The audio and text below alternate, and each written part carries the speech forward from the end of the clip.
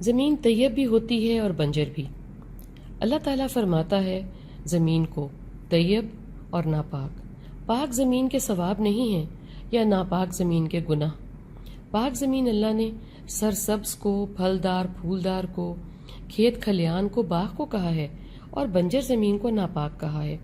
پاک زمین میں پھوار پڑتی نہیں کہ بہار آ جاتی ہے، کہیں پھل لگ جاتا ہے، کہیں سبزی کی بہار رنگ برنگ، کہیں سبز گھاس آنکھ کی ٹھنڈک، کہیں پھول آزردہ دل کو بہار کی خبر دیتے ہیں کہ جیسے یہ دھرتی اللہ نے رنگ دی ہے دل بھی کھل اٹھیں گے۔ بنجر زمین پہ چاہے زوروں کی برسات ہو کوئی جڑی بوٹی بھی نہیں نکلتی، بھلے جتنی بھی پھوار پڑے یا کئی گھنٹے مسلسل بارش ہو، ہل چلاؤ یا کھاد ڈالو، لمبی کھدائیاں کرو، کچھ نہیں ہونے والا، اللہ کی مرضی۔ سورج چمکے چاند دمکے مگر بنجر زمین منہ ہی چڑھاتی ہے کہ بھائی نہ محنت کرو، کچھ نہیں پھلنے پھولنے والا، میں ہی عبرت کا نشان ہوں، کبھی پیدائشی بنجر ہوتی ہوں، کبھی وقت کے ساتھ ہو جاتی ہوں، سبق سیکھو۔ مگر انسان کہاں سیکھتا ہے؟ وہ تو دوسرے انسان کو دیکھ کر سن کر اس کا درد محسوس کر کے بھی نہیں سیکھتا۔ انسان بھی دو طرح کے ہوتے ہیں، دو طرح کی زمینوں کی طرح، طیب اور خبیث۔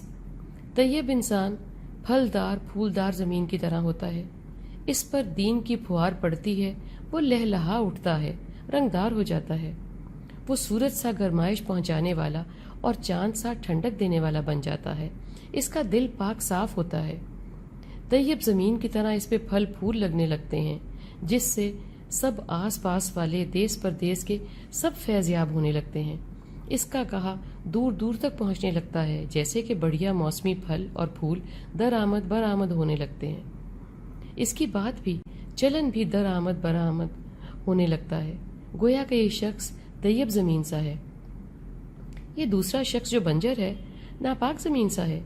یہ بھی میرے تمہارے علاقے کا ہی ہے، اس کو بارہا سمجھاؤ، لاکھ اپنا وقت دو، پیسہ دو، پیار کرو، نہ بھائی اس کے کان پر کوئی جوں نہیں رینگنی، اس پر کچھ بھی پھوار بن کر نہیں برستا، اس کو اللہ تعالیٰ کی کوئی عنایت نظر نہیں آتی، اللہ پاک کی شفقت کا اس کو کچھ پتہ نہیں چلتا، بس نکٹھو دوستوں کی شفقت کا پتہ چلتا ہے۔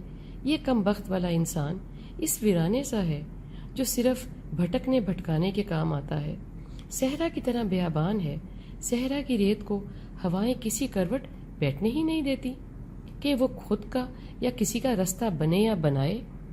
اللہ کی زمین طیب بھی ہوتی ہے، خبیث بھی، ناپاک بنجر بھی۔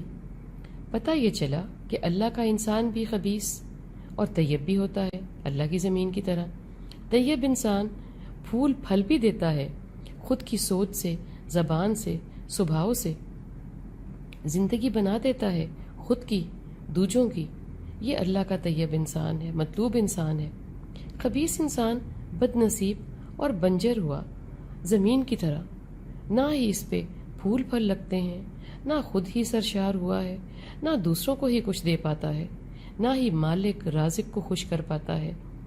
زمین تو خود کا فیصلہ نہیں کر سکتی طیب اور ناپاک ہونے کا، مگر انسان زمین نہیں ہے، عقل، دل، دماغ رکھتا ہے، اور یہ سب اس کو استعمال کے لیے دیا گیا ہے۔